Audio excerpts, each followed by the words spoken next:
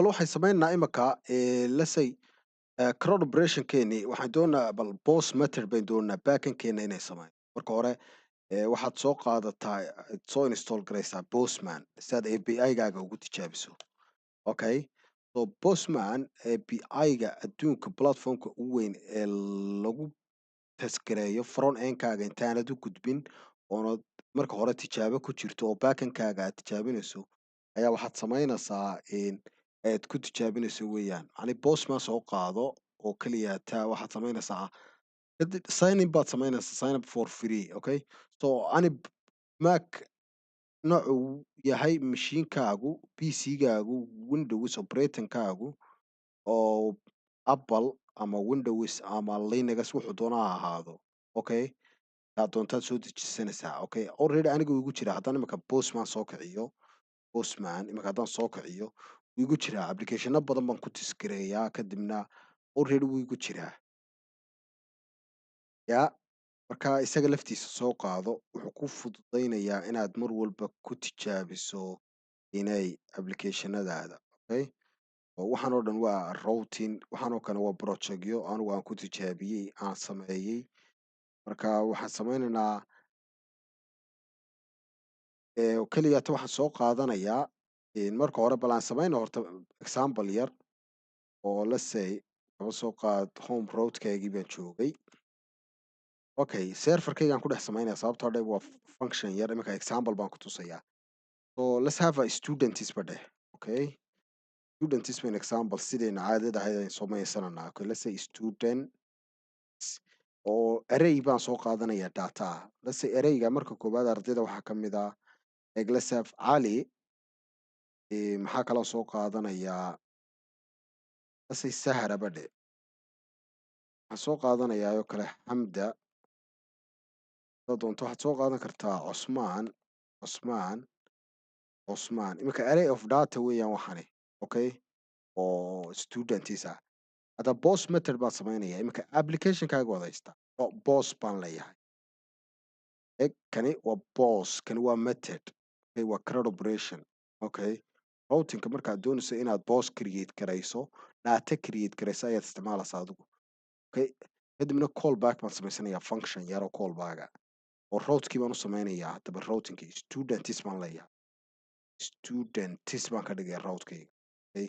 goodha markaan tijaabinayo markaa callbackgayga goodha markaan tijaabinayo routekan si aan ugu data samaysto waxaan ku garanayaa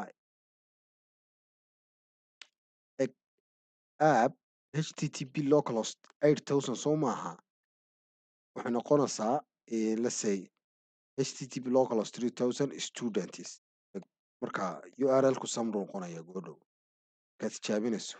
Okay. saasuu noqonayaa oo markaa callbackgayga aan dhammaystiro error yar buu i siiyey sababtoo dheh callbackgaygii baanan dhammaystirin oo curly braces halkan fur safe dheh block of codekaaga markaad furto errorkuu kaa tegayaa. haddaba maxaan doonayaa inaan sameeyo. Okay. marka hore waxaad samaynaysaa let's say horta laazim marka waa inaan haystaa waxa loo yaqaano inaan data u diro data inaan u diro let's say horta collection samee new collection dheh oo let's say collection I will have halkan aan create new collection odhanayaa let's say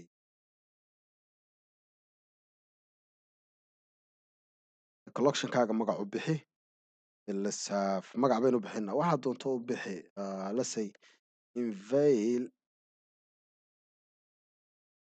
web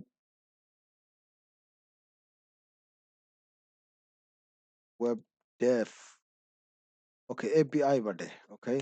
so anything waxaad doontaad u bixin kartaa oo requestiga imika intaynaan samayn horta aan dhammaystirno laakiinse waxaan ku idhi http localhost 8000 students haddaad doonayso inaad hesho students ayna goorna noqonaysa markaad tijaabinayso xaggana bosskaagi noocuu yahay methodkaagi imika get baan leeyahay get keliyaata waxaad helaysaa whatever datadii baad fetch garaynaysaa boss waxbaad create garaysaa boot waxbaad update garaynaysaa batch as well as data jirtay baad sii update garaynaysaa delete waa saas oo kale oo markaa saasay u kala duwan yihiin crowd operationku marka laakiin waxaan ku idhi imika boss baan sameynayaa boss baan sameeyay. Let's say iminka boss baan sameynaya. Marka waxaan eegayaa body-ga ayaan u dirayaa daatada. Iminka front end-ki ma isticmaalano, laakiinse as a client side-ka oo kale markaad form sameysanayso, Node.js-kana waxaad samayn kartaa let's say iminka name baan u baahanaya oo kale. Request.body baan leeyahay. Body-ga markaad doonayso data inaad submit garayso adoo Node.js isticmaalayso, request.body baad isticmaalaysaa. Oo markaa request iyo response-na waa inaad halkan haysataa. Marka eg waxaad soo qaadanaysaa haddii error yar baan ku daranaa if there is no name baan idhi kaba soo qaad name baan haysan.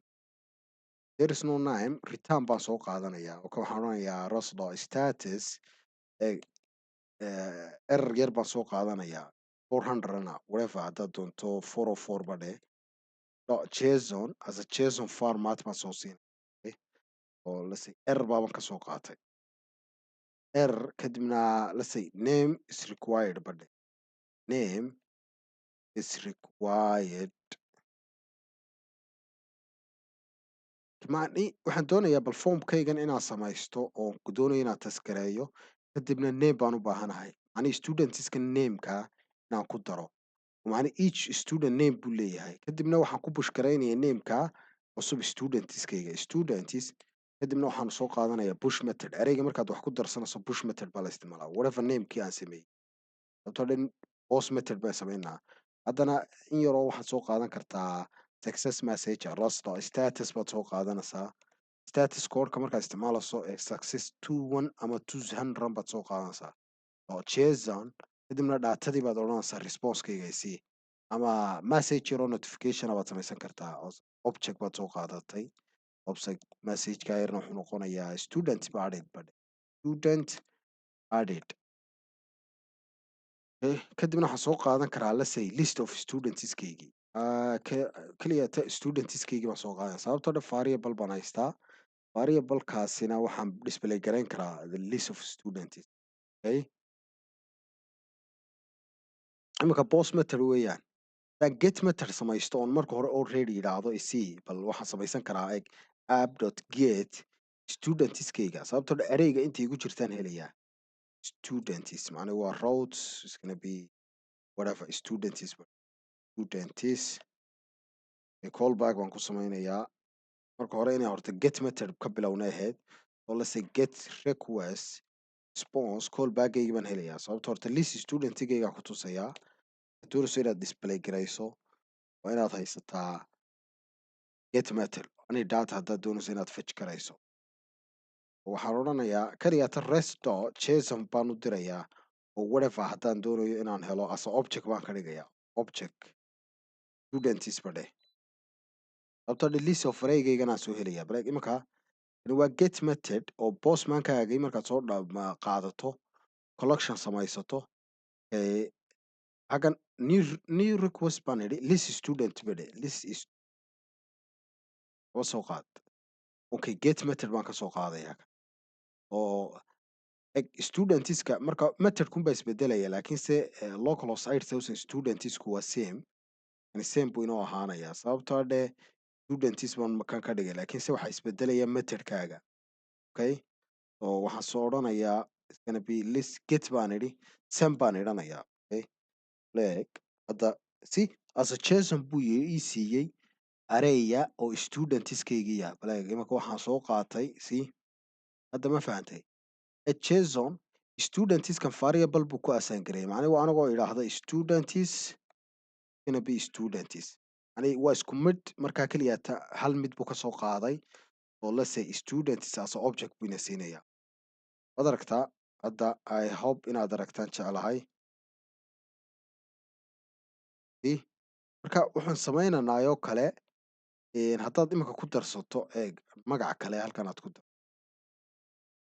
kan aan ku darsaday ba khadar ba dheh safe baan idhi waxaan soo qaadanaya haddana sem baan odhanayaa adsadayda khadar baan ku darsaday same as markaan doonayo inaan boss sameeyo waa inaan bodiga tagaa sababtaa dheh form baan samaynayaa okay ase row baan tegayaa rowgana macni json oo kalaan samaynaya oo laazim iminka haddaan idhaahdo boss method weyn students uma diri karayo oo ma samayn karo wax iminka name oo ma samayn karo oo data ma diri karo client-kayga macnihii front end-kii buu ku matelayahay oo kale.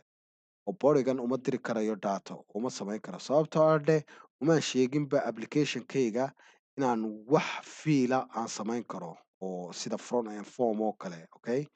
iminka haddaan send idhaahdo just see cannot destructure property okay. error ciiddaa ka badan buu i siinayaa laakiinse name waan ku dari karayaa iminka waan iska samayn karaa name waan samayn karaa laakiinse ma create garaynayo okay. object baan soo qaadanayaa so laazim string baan ka dhiganaa name kadibna waxaan odhan karaa let's say sucaad badhe so sen baan idhi say sen baan idhi kuma darayo sababtoo adhe ma garanayo wax la yidhaahdo field rector body undefined inaad access garayso fiiliska node.js-kaaga markaad isticmaalayso waa inaad middleware isticmaashaa middleware-kaana waxaa loo yaqaanaa express buu ka yimaadaa kadibna waxaad isticmaali karaysaa okay getbel after students badhe so let's say after students-ka waxaan soo qaadanayaa route loo yaqaano let's say app dot use baan odhanayaa middleware yar baan isticmaalayaa so express any json format aan doonayo inaan u diro xoga json ayaan doonaya inaan isticmaalo okay json baan u diray okay so intaa markaan u diro wixii forma ee data ah waan diri karayaa imanka okay oo request body waayo sababtoo dhe bodyga ayaad u diraysaa xog oo fiil baad samaynaysaa inaad form oo kale u taagan oo data aad tidhaahdo create garee okay request body kadibna wuu access garayn karaa imanka haddaan sen idhaahdo let's say name sucaad baan u diray oo waxaan idhi haddii aanu nameku jirin names required baan soo dirayaa marka iminka sucaad baan u diray let's say sen baan odhanayaa si hadda wuu ku darayaa areygaygii maaragta khadar sucaad u create garaynaya so haddaan iminka get aan ku noqdo oon idhaahdo list studentskaygii egsi hadda eg sucaadna way ku jirtaa laakiinse xaggan sucaad kuma haysto I don't have sucaad here si khadar baan ku haystaa laakiinse route-kayga ayaa create gareeyey anoo post method isticmaalaya okay oo express baan isticmaalanaa so students baan create gareey so marka intaas sameeyo oo ani fiilkaad doonayso let's say haddaan iminka errorkaygan yar egg name is required haddaan iminka kan ka tago oo sen idhaahdo si okay get methodkii baan ku jirnaa post method baan u baahanahay oo si sen baan idhi wuxuu odhanayaa laazim errorkaagii buu kusi oo iminka errorkii ma handle garaynano laakiinse wuxuu kugu soo celinayaa waxaanoo cannot structure property whatever aad buu u badan yahay laakiin goordho baan ku barayaa sida loo handle gareeyo keligaata error message-ka loo helo there is no error okay json format halkanaa kooma ah laazim waa inay dot ahaataa guys halkaasaan qalday marka waa inaan errorkayga harayaa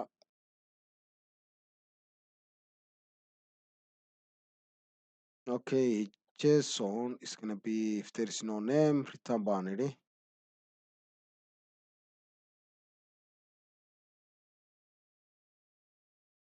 okay itir route-keenii maxaa la yidhaha errorkeenii ma haysano sababtoo dhe si name is required baan ka dhigay laazim markaa waxaan goordho baan ku barayaa markaan frontend iyo backend ka sameynno sida loo handle gareeyo oo whatever required fieldskan oo request undefined buu yidhi xagga safety marka hore sababto dhe error baa ku taagan localhost 8000 baan idhi still errorkaygiiba ku siinaya sababtoo dhe structure buu yahay laazim marka waa inaan soo qaataa waxa loo yaqaano okay hadda waxaan samayn karaa another magac baan samayn karaa haba dheh haba ku dar sen baan idhi si okay wuu ku daray hadda list of studentgaygii buu ku daray markaa saasaad u samaysan karaysaa booskaaga guys oo I think everything wuu shaqaynaya applicationkeena yar everythingna markaa post methodkii get method bayn baranay so delete-kana same as ayaad u samayn karaysaa okay so egaskana xagee ka timi kana iska saar inuu ma baahni